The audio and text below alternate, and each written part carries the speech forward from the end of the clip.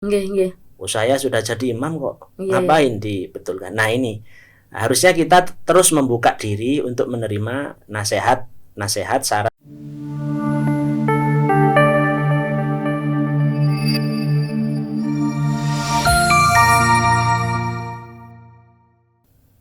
Oke, bismillahirrahmanirrahim. Assalamualaikum warahmatullahi wabarakatuh. Waalaikumsalam warahmatullahi wabarakatuh. Alhamdulillahirrahmanirrahim. Jumpa lagi bersama saya Daila Tunaswa sebagai host pada podcast hari ini dengan narasumber yang sangat luar biasa. Sebelumnya kita jargon dulu ya Ustadz. Ya. Santri cendikia, santri menginspirasi.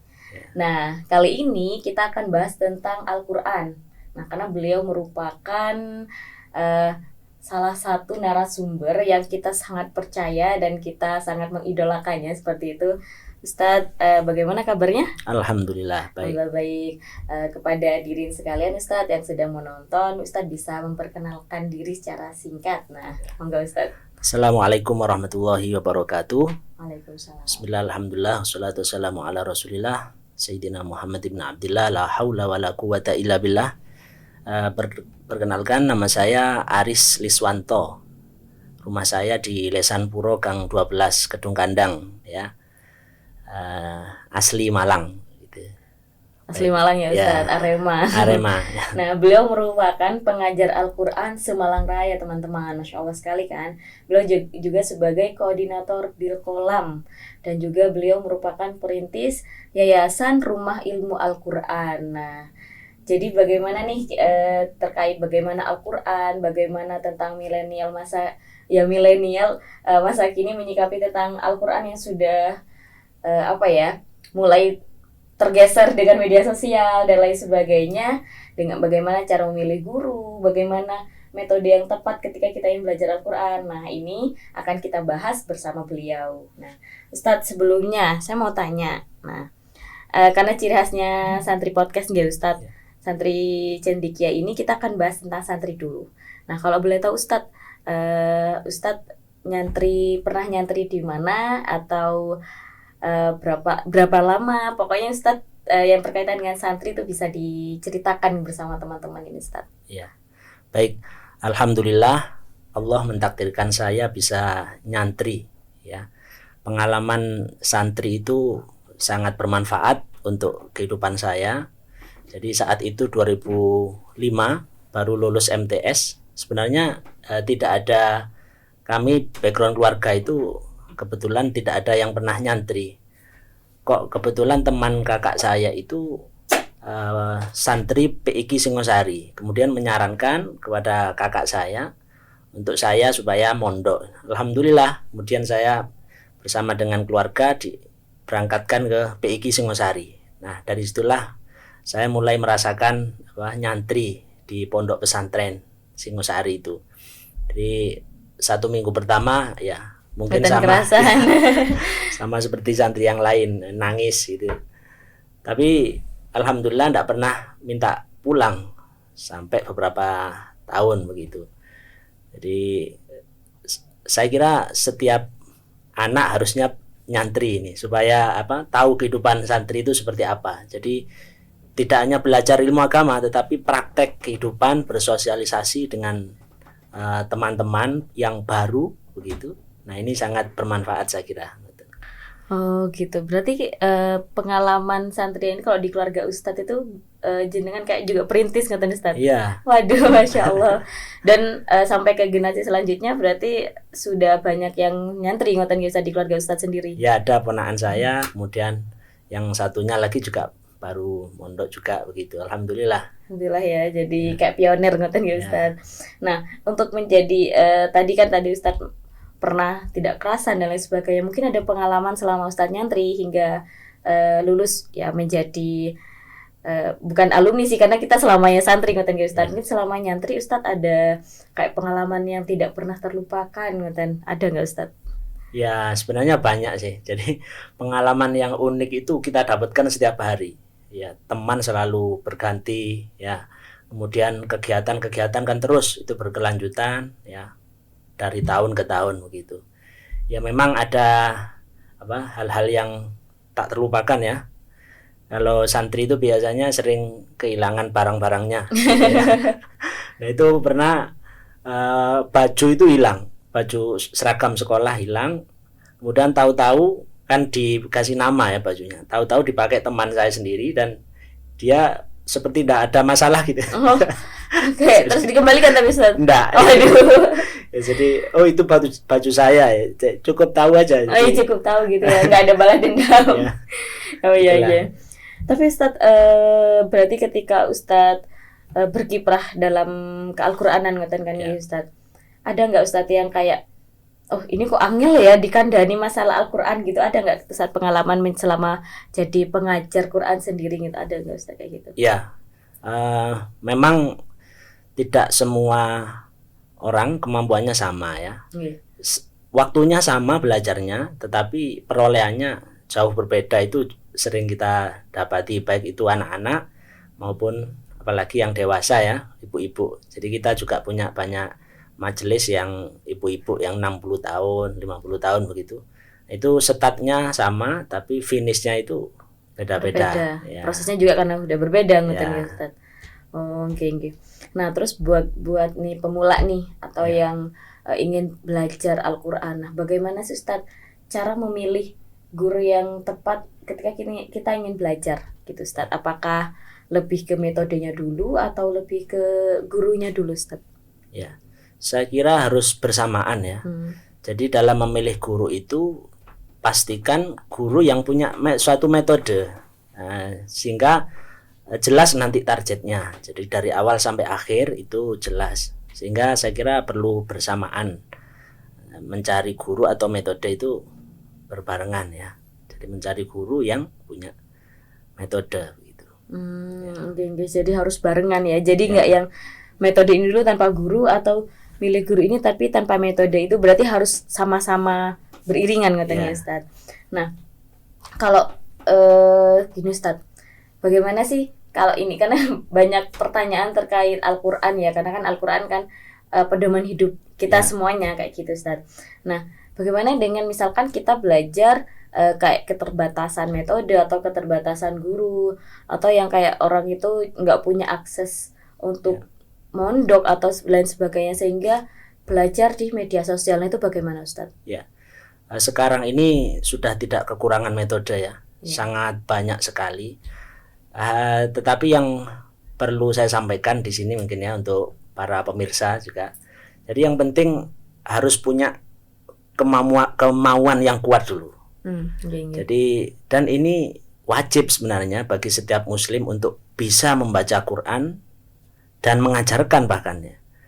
Jadi Nabi Muhammad SAW itu menyatakan khairukum man ta'allamal Qur'ana wa 'allamahu. Ya, sebaik-baik orang adalah yang belajar dan mengajarkan Al-Qur'an.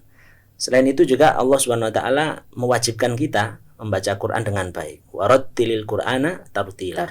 Jadi tartilkanlah Al-Qur'an. Sehingga kita harus berusaha sebagai umat muslim untuk bisa membaca Quran dengan baik, tentunya dengan belajar. Jadi dimulai dulu dengan keinginan yang kuat untuk mau belajar. Nah, selanjutnya kita cari metode-metode yang memang sudah terpercaya untuk mengajarkan Al-Qur'an. Nanti kita bahas di situ apa saja metodenya kan. Oh iya Ustaz. Nah, berarti teman-teman gak ada kata terlambat ya untuk kita untuk belajar. Yang penting ada kemauan kayak gitu kan. Ada kan yang masih yang sudah usianya 20 tahun ke atas atau malah 30 tahun ke atas masih belum bisa mengaji. Kan jadi jangan patah semangat. Kalau masalah belajar Al-Quran itu tidak ada batasannya, siapapun boleh, yang penting ada kemauan kayak gitu. Nah, sebelum dilanjutkan ini tadi menarik, jadi tidak ada kata terlambat. Jadi kita sedang menangani banyak sekali tahsin dewasa. Nah itu bapak maupun ibu-ibu ini usianya yang sudah pensiun. Dan beliau-beliau ini baru terketuk hati beliau-beliau ini untuk belajar Quran dan sudah terlaksana. Ada yang sudah 3 tahun dari 0 sekarang sudah lancar. Bahkan setiap peserta saya itu saya anjurkan ngajar. Saya target, jangan sudah punya murid berapa begitu. Itu belajarnya sudah dewasa, bahkan sudah sepuh ya.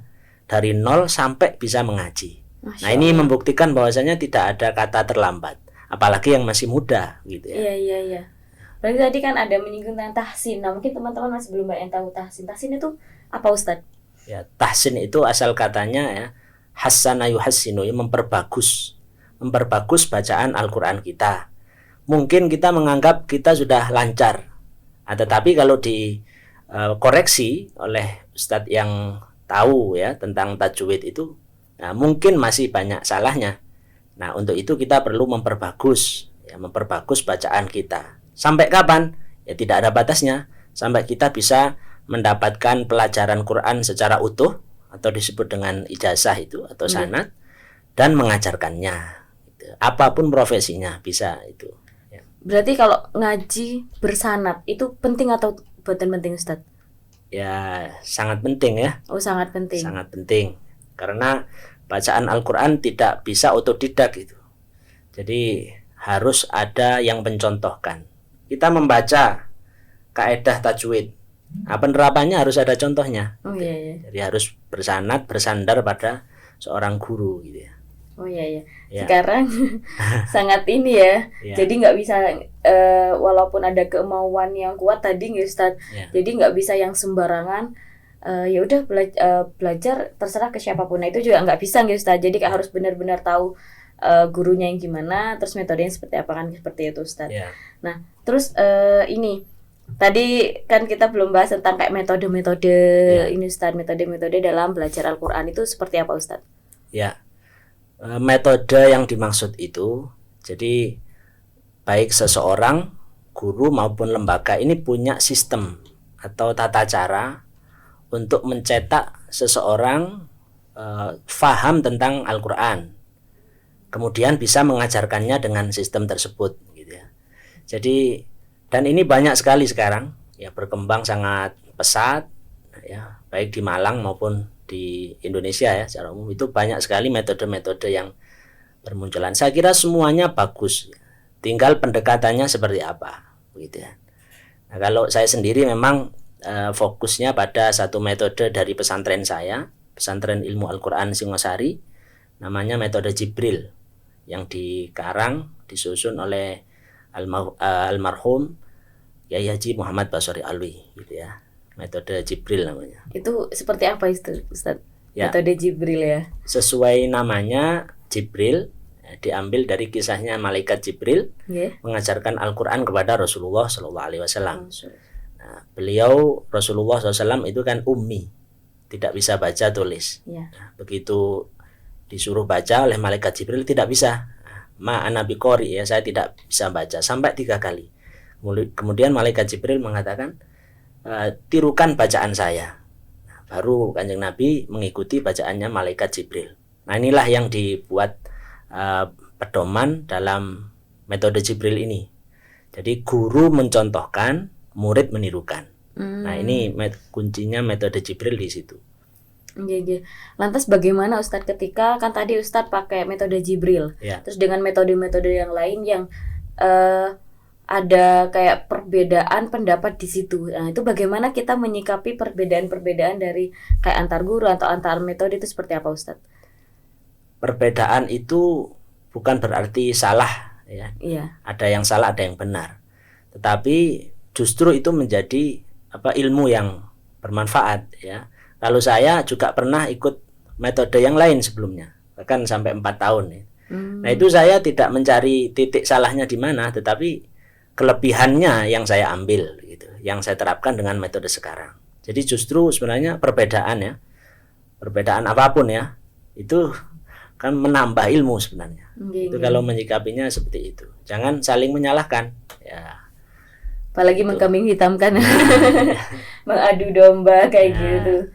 Nah, ya. Saya ini Ustadz banyak dapat dari Ustadz ini. Berarti ambil kelebihannya dari setiap perbedaan. Masya Allah gitu ya. Nah, terus ini Ustadz, misalkan saya sudah bisa mengaji. Maksudnya saya rasa kayak gitu, Ustadz. Terus sama beberapa teman saya juga sudah merasa bisa mengaji kayak gitu. Boleh nggak Ustadz ketika sudah merasa bisa mengaji, kita langsung kayak ujuk-ujuk lah gitu, terus kita mau ngajar. Nah, itu seperti apa, Ustadz? Sebenarnya ya boleh-boleh saja. karena mengajar itu juga amalan ibadah ya yang dianjurkan. Nah, tapi alangkah baiknya ya kan guru itu tidak boleh berhenti, harus terus mengupgrade diri kan begitu. Nah, dimanapun guru, baik itu pegawai negeri, swasta, kan selalu ada upgrade itu. Nah, kalau mau mengajar coba sesekali teskan bacaannya. Atau ke saya nggak apa-apa lah misalkan. Saya sekarang juga di mana? Nah, coba. Nah, kan enggak apa-apa kan? Nanti kalau biar enggak ketahuan secara pribadi misalkan voice note.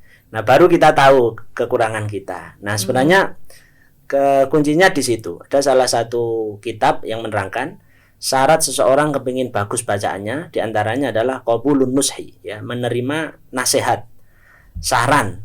Nah, kebanyakan orang yang sudah menjadi guru Quran atau sudah menjadi imam itu sulit menerima saran dan nasihat bacaan. Oh, saya sudah jadi imam kok, ngapain dibetulkan? Nah, ini harusnya kita terus membuka diri untuk menerima nasihat saran bacaan kita gitu ya.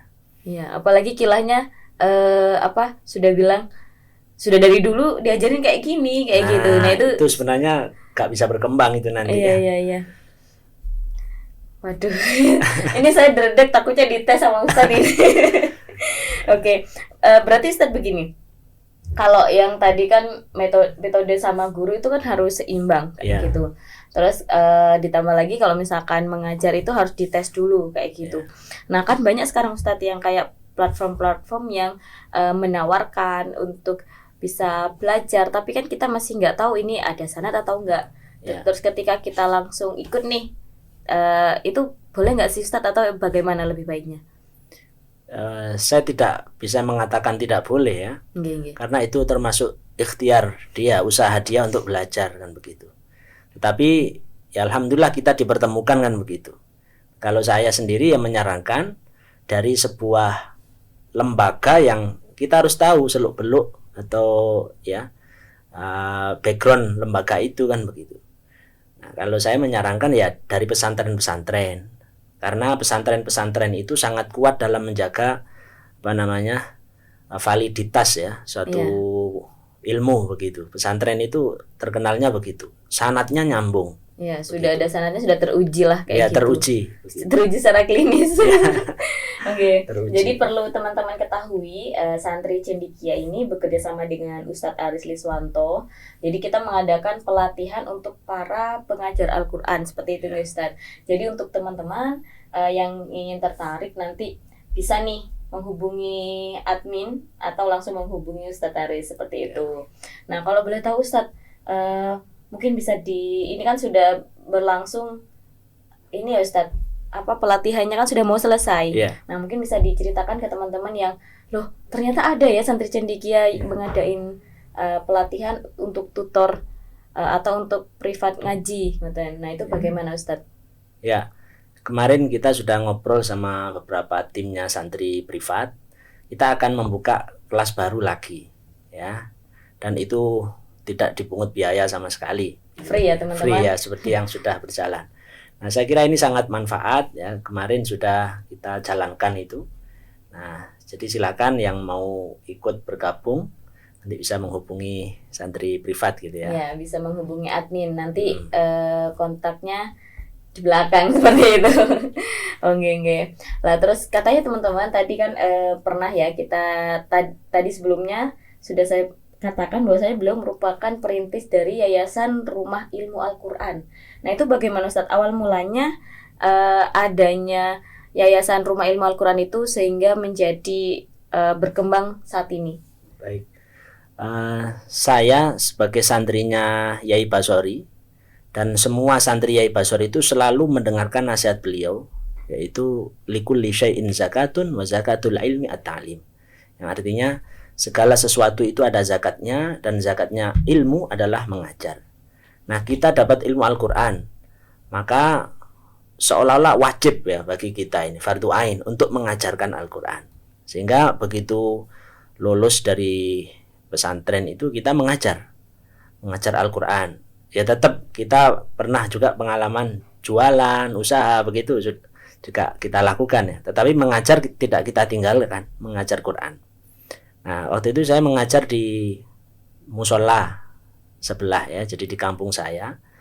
Sampai ada beberapa anak yang tuntas selesai, remaja-remaja di situ. Kemudian saya angen-angen kok, eman ini potensi, mereka itu potensi, tetapi orang tuanya, keluarganya mungkin tidak kenal dunia pesantrennya. Nggih. Nah, beberapa anak potensi bagus bacaannya, kemudian kebetulan ada rumah yang belum saya tempati begitu. Nah, saya punya angen-angen, coba sih saya tingkatkan mereka ini supaya lebih intensif dalam mendidik gitu ya. Kalau setelah ngaji pulang kan kita tidak bisa ngawasi, tidak bisa mantau perkembangan akhlaknya dan lain-lain. Sehingga kita coba untuk ditempati itu, nginep di situ. Jadi kita bikin semacam pesantren begitu. Pesantren, tapi wajib tinggal buatan nggih? Iya, wajib tinggal. Wajib Jadi tinggal. konsepnya wajib tinggal, mukim di situ. Oh, mukim. Nah, alhamdulillah dukungan dari keluarga, dari masyarakat bagus gitu. Sehingga kita resmikan menjadi Yayasan Rumah Ilmu Al-Quran dengan 1 unit pesantren itu. Kalau boleh tahu udah berapa lama Ustaz? Ini 2020 akhir ya. Oh, berarti setelah Covid ya, pasca Ya. Covid ya.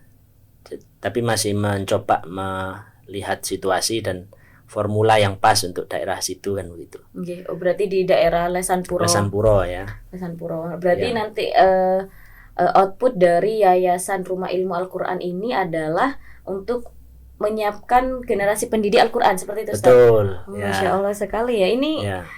apakah terbuka untuk umum atau bagaimana Ustaz? Ya, untuk umum ya, tapi khusus laki-laki sementara. Oh, selaki-laki. Ya, yang sekarang mukim itu ada yang usia kelas 3 SD, ada juga.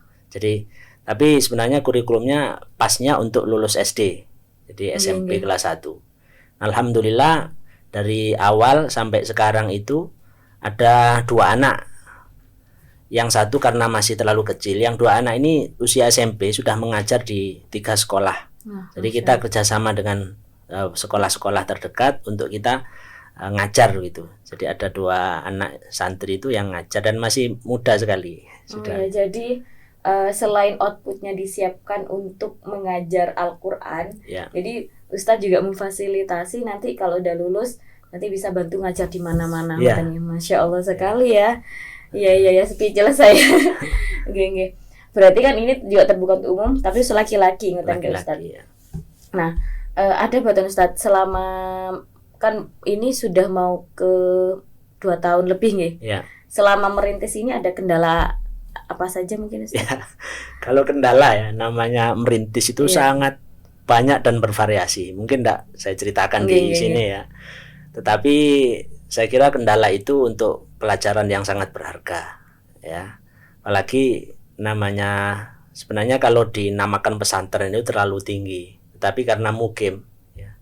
Dan saya anggap itu ya tasyabuh lah ya, menyerupai gitu pesantren. Tapi ke depan saya minta ridho para guru, para ulama supaya istiqomah gitu.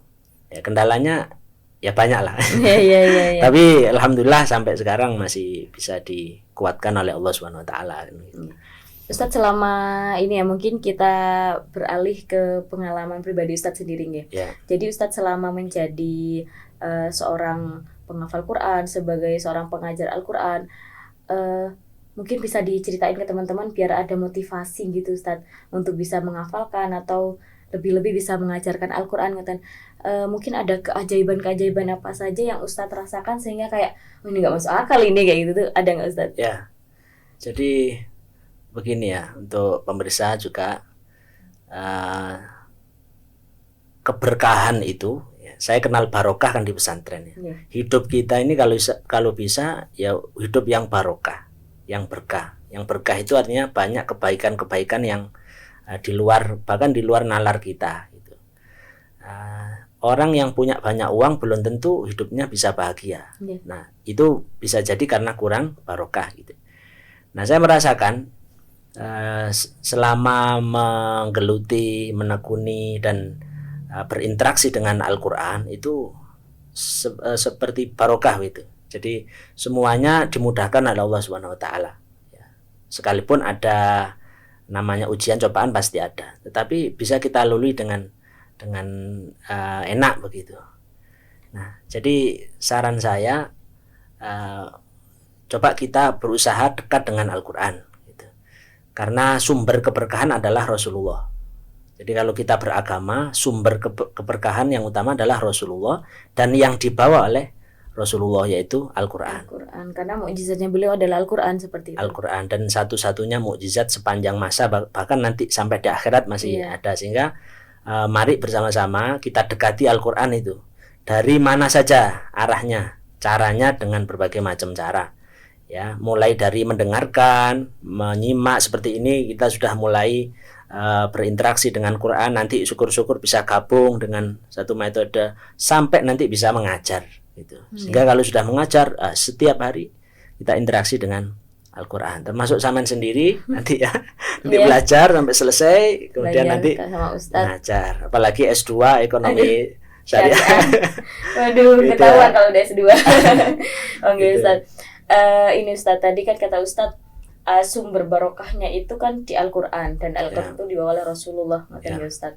Pertanyaan saya Ustaz, bagaimana cara kita menumbuhkan sifat ke-Al-Quranan dari dalam jiwa kita jika yang kita kayak keseringannya itu ya sosial media, buka TikTok, walaupun misalkan di HP ini Ustaz ada Al-Quran, tapi nanti yang dibuka itu TikTok, yang dibuka itu Instagram, yang dibuka itu Twitter dan lain sebagainya. Itu bagaimana Ustaz? Saya ingat doanya bahasa Indonesia ya, tapi selalu disampaikan guru saya juga di UM, namanya Profesor Nurul Murtado.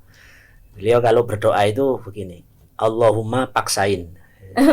Jadi paksa ya Allah paksakan saya, jadi harus dipaksa ya. Kalau buka HP terus, coba dipaksa untuk megang Quran. Kalau kesulitan dan masih sangat jauh asing dengan Quran, cari orang-orang yang dekat dengan Al-Quran gitu. Jadi teman itu juga mempengaruhi ya. Lingkungan itu sangat fatal sekali.